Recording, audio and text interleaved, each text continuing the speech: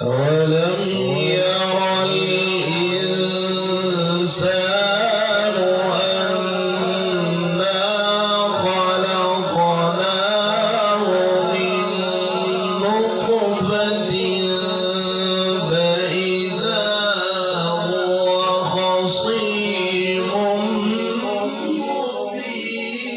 مبين وضرب لنا مثلا ونسي خلقه وضرب لنا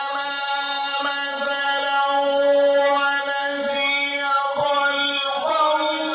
قال من يحيي العظام وهي رميم